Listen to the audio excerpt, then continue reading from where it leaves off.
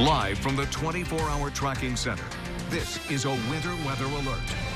It is 5 o'clock and we have already been on the air for an hour now because of the winter storm warning for West Michigan starting early to help you get out the door safely. We have crews out tracking everything, including the current road conditions. And all the school and event closings, hundreds of them scrolling at the bottom of your screen. We want to start with Terry, though, in the tracking center. What's the situation with this snow right now, Terry? Well, that's right. The snow really began to ramp up and overspread the area between 2 and 3 o'clock this morning and continues now to move eastward. And you can see it is definitely widespread, the snow all the way east of Lansing already. As you can see here, we've got some areas where the snow is a little heavier, and that's where we're seeing the darker blues on the radar from Fremont to Newaygo, heading over toward Lakeview, also along the lakeshore, Muskegon, Montague, Grand Haven, Allendale into downtown Grand Rapids, Holland to Saugatuck, Douglas, Wayland, also in central and western Allegan and Van Buren counties. As we expand the view here, you can notice where the snow is a little more intense here in West Michigan, and then how it really starts to intensify out over the central and western part of Lake Michigan.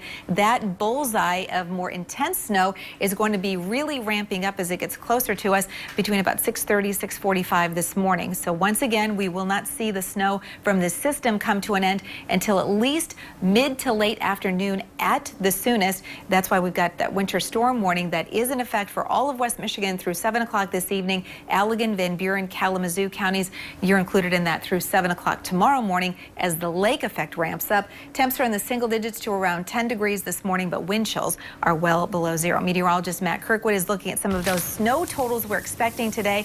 Matt, the snow is really starting to come down. Yeah, it certainly is, Terry. And throughout daybreak, we'll continue to be live out here. And what I want to show you is the progression of the snow. Since 4 o'clock, the snow has started to come down a little heavier. And I still don't think it's peaked yet. I think that peak time frame is going to occur around 6 o'clock all the way until 4 o'clock this afternoon with snowfall rates between 1 to 2 inches per hour. So this is where we're at right now.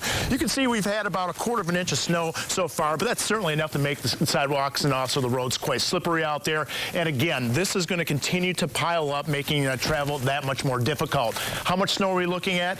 Well, this will without doubt be so far the biggest storm system that we've had throughout lower Michigan, especially southwest lower Michigan. Let's take a look at the track of the low, and this is what we're watching. Usually clipper systems aren't this strong, but this one's going to intensify right over the Great Lakes, and with it, we look at the heaviest snow around 60 to 120 miles north of the low, and that low is going to pretty much go give us a sweet spot bullseye right in the center of lower Michigan. Specifically, this is what we're projecting, forecasting north of Grand Rapids up around M20, US 10, around 10 to 12 inches or more of snow.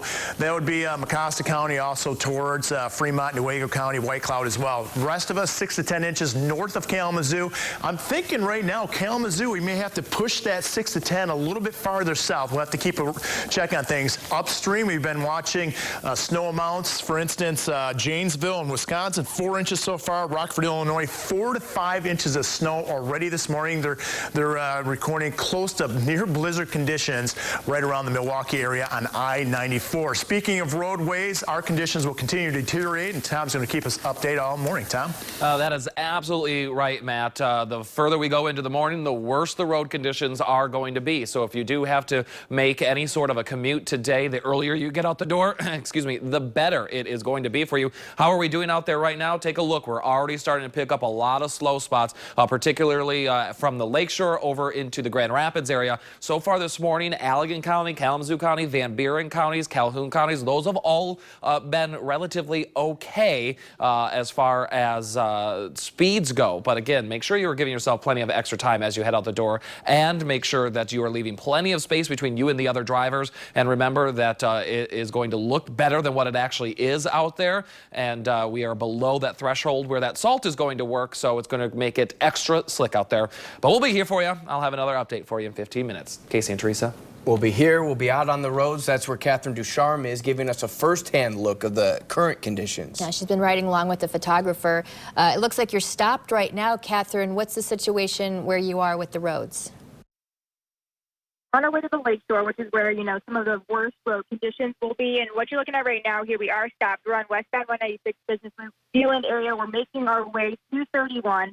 The roads have a little bit of snow on them here and there, and at times it does make it hard to see those lines. You've seen salt trucks on the roads already working to help drivers. And right now, something else we've been dealing with, at least throughout our commute this morning, we've been seeing that light snow come down, starting to slightly impact visibility. But what's really impacting visibility more is that blowing, drifting snow, mostly coming from other cars when they pass. You know, that snow will fly back directly on our windshield, making it hard to see. But that blow will really be a huge issue for drivers today. Right now, traffic is so light, so it's not a huge problem, but I do worry what it will bring in an hour or two, especially when that storm really starts to ramp up. Once again, this is just one of those mornings that if you don't have to leave, then you definitely shouldn't. We'll check back in about 30 minutes. Back to you guys. All right, sounds good. Thank you, Catherine. We're also taking a look at the current conditions along I-94 this morning.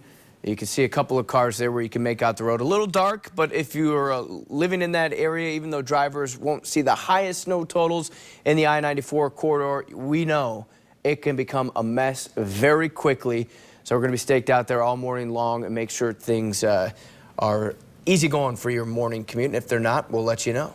We were here to get going early. The plows were out early, too. This is a Kent County plow from before 4 o'clock this morning, pre-treating the roads. That was before the snow had really started to come down. Yeah, and now we are in the thick of it. In northern Kent County, Newaygo counties, they're going to see some of the heavier snow totals for us this morning.